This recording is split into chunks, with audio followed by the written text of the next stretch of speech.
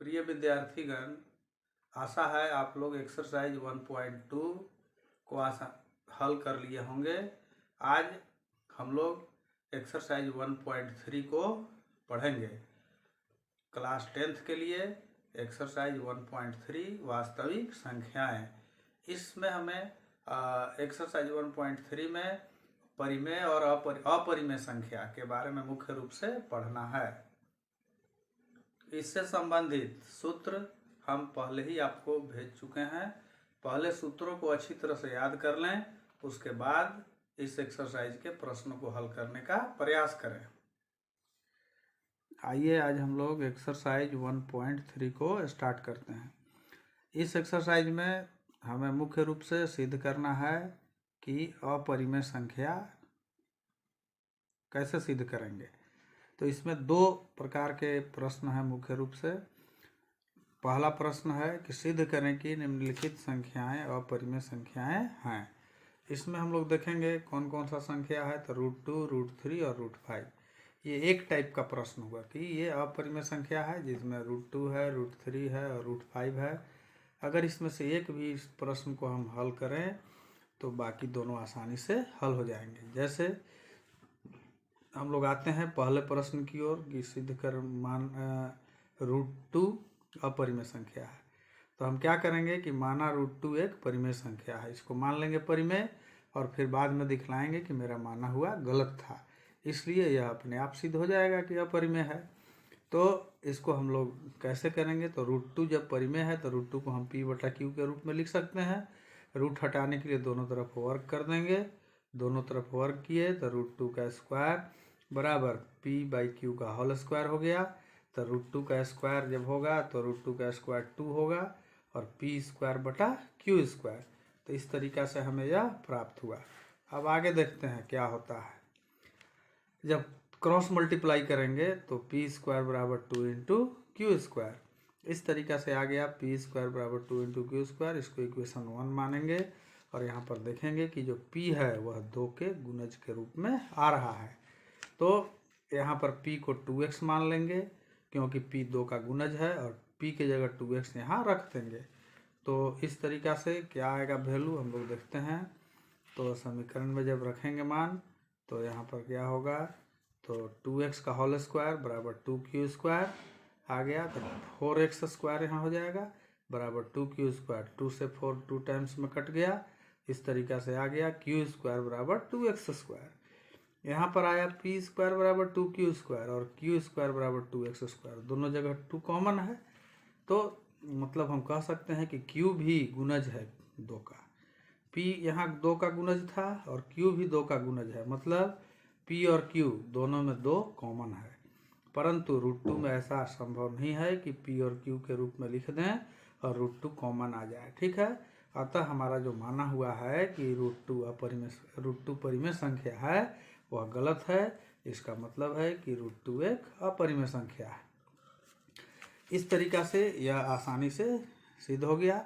हम √3 और √5 को भी इसी तरह से हल कर सकते हैं। जैसे इसी में हम समझ लें, इसी प्रश्न में मान लीजिए √3 अपरिमेय संख्या है तो √3 का स्क्वायर करेंगे तो यहाँ 3 आ जाएगा।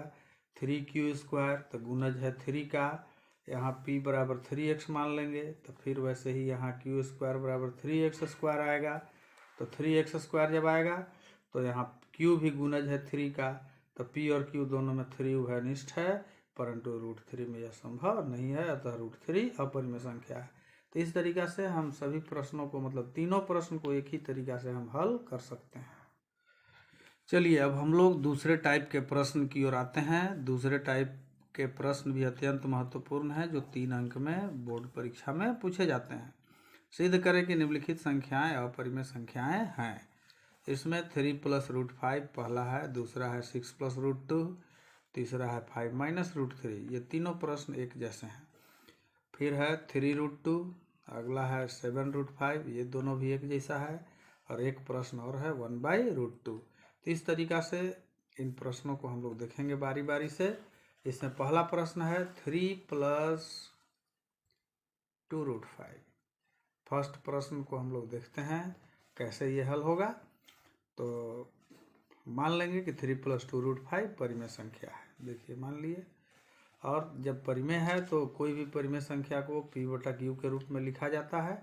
अब इसमें हम लोग को करना क्या है कि रूट वाला को एक तरफ रखना है, बाकी सब को एक तरफ कर देना है। तो पहले 3 इधर भेज देंगे तो P/Q -3 हो जाएगा। यहाँ पर Q एलसीएम हो जाएगा तो P - 3Q/Q आ गया।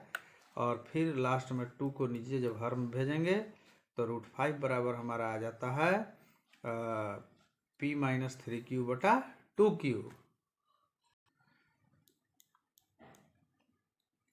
अब हम लोग देखेंगे कि P और Q का कुछ भी मान रखेंगे तो इधर हमको परिमेय संख्या प्राप्त हुआ और इस साइड हम लोग को अपरिमेय संख्या मिल रहा है।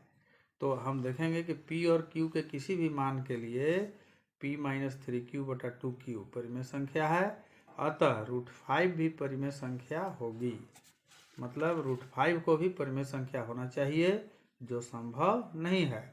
और जो संभव नहीं है इसलिए 3 + 2 √5 कैसा संख्या है? अपरिमेय संख्या है। तो इस तरीका से हम इस प्रश्न को आसानी से हल कर लिए। अब इसका C प्रश्न की ओर आते हैं। 5 - √3 माना 5 - √3 परिमेय संख्या है, सेम उसी तरीका से लिखना है। तो 5 - √3 को हम P/Q के रूप में लिख देंगे और फिर क्या करेंगे कि 5 इधर भेजेंगे और √3 एक तरफ, मतलब ये परिमेय है तो इसको इस साइड भेजना होगा, या इसको इधर लाएंगे तो √3 को इधर भेजना होगा।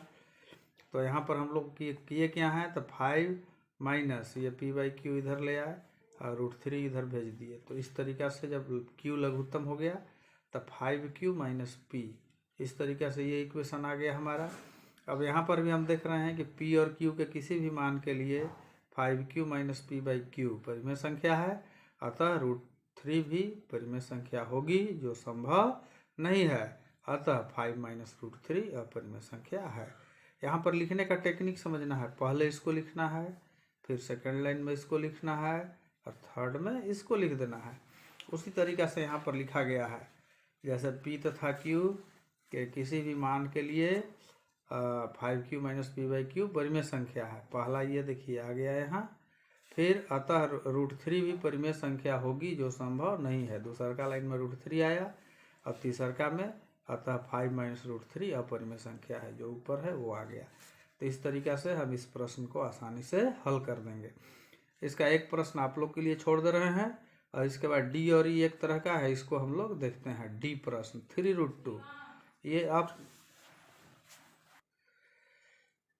इस प्रश्न को भी हम लोग उसी रूप में हल करेंगे।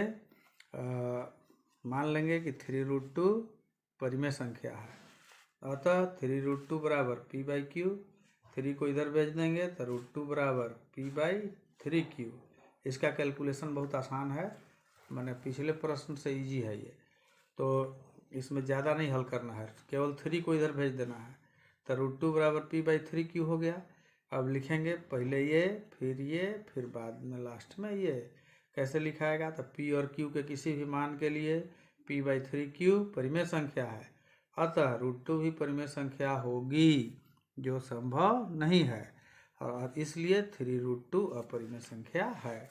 इस तरीका से यहाँ भी देखिए लिखा गया है, और इसको हम लोग आसानी से जब मतलब समझ जाएंगे तो सभी प्रश्न हल हो जाएंगे। जैसे यहाँ देखिए P तथा Q के किसी भी मान के लिए P/3Q परिमेय संख्या है, अतः √2 भी परिमेय संख्या होगी, जो संभव नहीं है, इसलिए 3√2 अपरिमेय संख्या है।